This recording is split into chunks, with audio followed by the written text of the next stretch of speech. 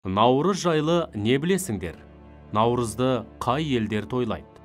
Наурыз мейрамының дәстүрлері қандай? Наурыз мерекесі қандай сеніммен байланысты? Наурызға қатысты қандай ырымдар бар? Сұрақтарға жауап беруге тырысайық. Наурыз жайлы не білесіңдер? Наурыз жаңа күн деген мағынаны береді. Наурыз жыл басы, жаңа жыл, күн мен түннің теңелетін уақыты. Ұлыс деген сөз мемлекет, ел деген мағынаны білдіреді. Сондықтан Наурыз мемлекеттің басты мерекесі саналады.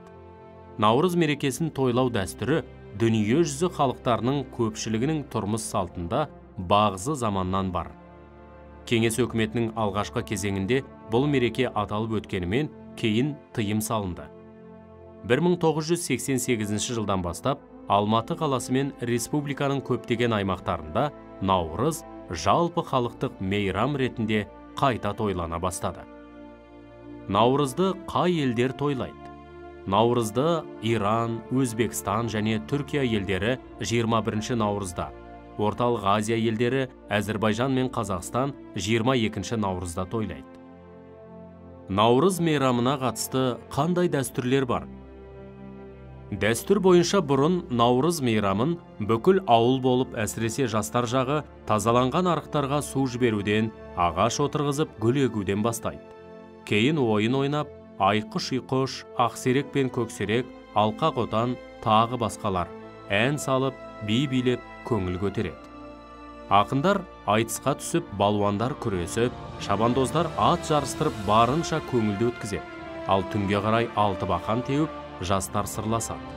Бүгінде елімізде Наурыз мейрамы салт дәстүрге сай ерекше салтанатпен тойланады. Наурыз мерекесі қандай наным сеніммен байланысты?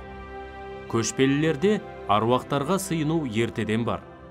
Тіршілігінде ірі істерді атқарған тұлғалар қайтыс болғаннан кейін де ұрпақтарына көмектесе алады деген сенім болған. Аруақтарға арнап құрбандық шалатын арнайы орындар қоныс маңында орналасқан. Көшпелілер су иесі бар деп суға, соның ішінде қайнар бұлаққа, ағынды өзендерге құрметпен қарады. Аластау дәстүрлі тәңіршілдіктің дүние танымынан, отқа табынудан қалған ырым. Ол екі түрлі мәнде ел аумағын, мал өрісін, мекен жайды кесір кесапаттан сақтау үшін және адам мен малды ауру сырқаудан айықтыру үшін қолданылған.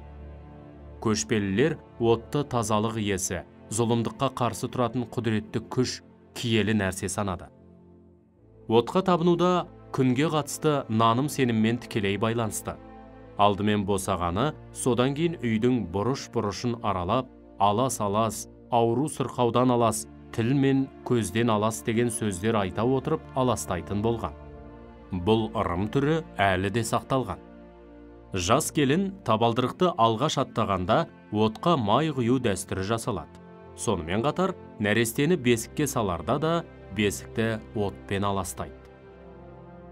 Наурызға байланысты қандай ырымдар бар? Қыстаудан жайлауға көшкен кезде бірінші күні қыстаудың маңынан 5-6 шақырым қашықтау жерге аялдап, жолдың екі жағынан үлкен екі от жағады. Әйелдердің жасы жағынан үлкені қабақ сынды, қайғы кетті деп дауыстап қабақты сындырады. Бұл ырым қыстан аман есен шыққандарына тәубе етуді білдіреді. Содан кейін оттың арасынан жүк тиелген түйелерді өткізеді. Көкпар ойыны атауының шығуына байланысты бірнеше нұсқа кездеседі. Көкбөрі немесе көкбөрте. Көкпар жігіттің күш-жігерін, төзімділігін, батылдығы мен ептілігін, ат үстінде мығым отыруын қалыптастырады. Сонымен қатар көкпар аттың қалай бапталып үйретілгенін, жүйріктігін де сынайтын жарыс түрі. Көкпар жаппай және дода тартыс болып екіге бөлінеді. Жаппай тартыста әркім көкпарды өзі иелік етуге тырысады. Дода тартыста құрамы бірде екі топ сынға түседі. Мұны кейде марта тарту деп те атайды. Көкпар ұлттық ат спорты ойындарының бірі ретінде қазір де халық арасында кеңінен тараған.